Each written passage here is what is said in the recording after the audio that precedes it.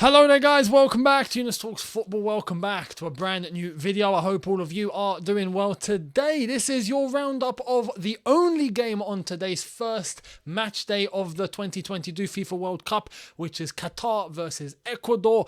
And I gave you guys the preview to that yesterday. Be sure to catch the preview for tomorrow's games, being released later today, so make sure you are here for the England-Iran preview. That will be on its own, and then I will preview Senegal, Netherlands, as well as USA-Wales in another video. So you guys are getting a triple upload this evening, starting off with video number 1, which is this, the review to our first game of the World Cup, which I've said is Qatar versus Ecuador, and it's finished Qatar 0, Ecuador 2. It looks like my prediction that I had in mind initially, if I said if Ecuador actually do switch it on properly and Qatar don't do what I think they can do, I went with 2-0 Ecuador. But I said I think that defensively Qatar are going to impose themselves. They're going to be a little bit difficult to get past because I don't think they have technicality or enough of it. But I think well, what I saw in the past of Qatar was that they were physically strong, at least to a good extent. So they might make life hard. And that's what I thought would happen. That's why I predicted 1-1. I was like, maybe just 1-1. Qatar today proved, with all due respect, they don't belong in this competition. They don't. This was the opportunity to get goals, to maybe get a point, maybe get 3. I don't see them getting anything against Senegal now, and I definitely don't see them getting anything against Holland, the Netherlands. Today was Ecuador getting a very early advantage, and then they kind of calmed down. Ecuador, I feel like, despite the win, and they deserved it by a mile, I feel like Ecuador could have really gone for more if they wanted it. Especially in the fact that this is against Qatar, which is going to be the easiest game of the group, I think. But you're playing Senegal, you're playing Holland. Try and accumulate as many goals as you can. Ecuador, I think, went more towards fitness. I think the manager told everyone, okay, we're 2-0 up, everyone, you can calm down now, relax. We don't want injuries. We want to look forward to the next games. We want to try and conserve energy. I understand that. I just think it's an opportunity missed because Ecuador, I think if they really wanted to get into third gear, even fourth gear, they would have scored more. So 2-0 is kind of being kind to Qatar because Qatar in the last 5 minutes done more than what they did in the 90. Which, by the way, can I just say, the stoppage time at the end of the game and the stoppage time at half time, I thought was ridiculous. Where did 5 minutes and 5 minutes come from? If we go through the actions of the first half, yes, maybe you can get 3 or maybe 4 minutes, but the second half, 5 minutes, where did that come from? No one knows. Maybe it's just the referees trying to get Qatar to do something. I don't know. One thing to learn about Qatar is the substitutes that came on, Muntari, as well as the other guy that came on, should have started. They looked a lot brighter than everyone else on the pitch during that game. Maybe the circumstances helped them. Maybe they had nothing to lose. They came on with no pressure. Maybe that's something. But Muntari, as well as Mohamed Wade, he was decent. Muntari could have ended up with possibly goal of the tournament if he had buried that chance from the long ball where he got it on the half volley and it nearly went over the keeper. That would have been exquisite. But hit the roof of the net, didn't go in. Ecuador started off this game. Let's go through how it all went down. Started off this game pretty lively. And they ended up with a goal after 3 minutes, or 2.5 minutes. Got ruled out for offside. Now, I have to be honest with you. When I first saw this, I was thinking, I don't understand.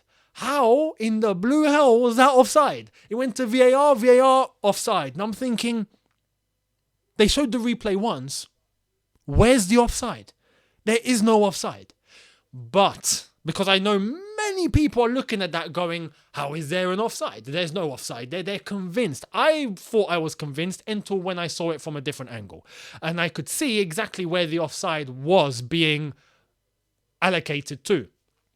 The player that got the assist to Enner Valencia's header in that action was the one who was offside, not Valencia.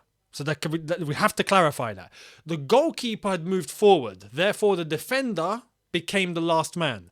But when you look at when the action was played, when the goalkeeper was going for it, it wasn't Valencia, it was the guy, I forgot what player it was, but the guy that actually got the assist for it on the other side of the goalkeeper and the defenders and the melee that happened, who was in an offside position. The ball ended up going to him in order to provide the assist with the acrobatic kick to Valencia, who headed it in. That is where the offside was, because when the goalkeeper moves forward ahead of his defenders, the defender becomes the last man, not the goalkeeper. So that's where the offside was. So when I saw it from that view, I thought, okay, fair enough. But then, not too long afterwards, 10 minutes later, Valencia gets a penalty. The goalkeeper for Qatar was an absolute nutcase, as far as I'm concerned. I think he lost his head. But Abdullah Al-Sheib, he looked all over the place. For the goal that was disallowed, I don't know what he was trying to do, because he looked like he went for it. And then the ball bounced, and it's like he had to turn and try and look, where's the ball? And he tried to reach it and fumbled it. I'm like, mate, what are you doing? Stop moving. Just stop moving. Ended up with a penalty because Al-Sheib managed to bring down the Ecuadorian lad. And after that penalty, understandably, yellow card for the goalkeeper as well. Correct.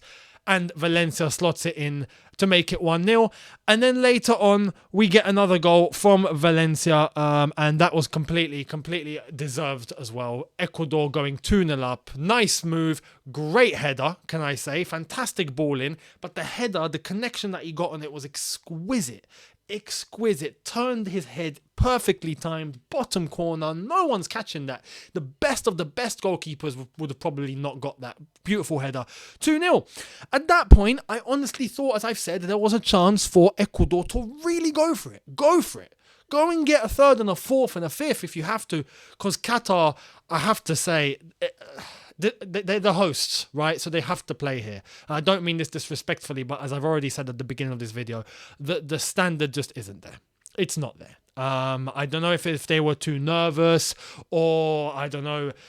At times they looked like Chelsea, and the issues that I had with Chelsea towards the end of the Premier League season just recently, where no one's moving.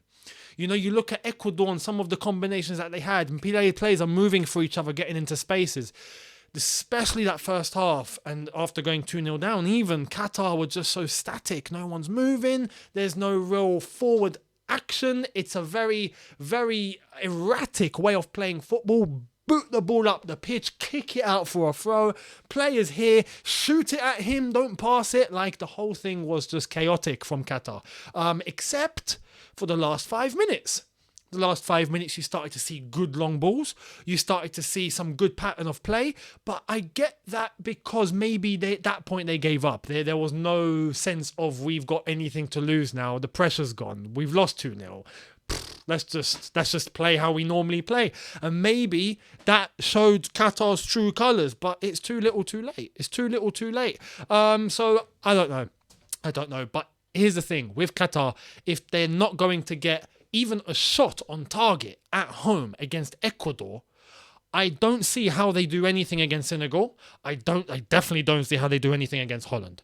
All I'm going to say is this. Qatar today had a chance to try and get something. They didn't. I think now they're screwed. I think now, are they even going to get a shot on target against Holland and Senegal?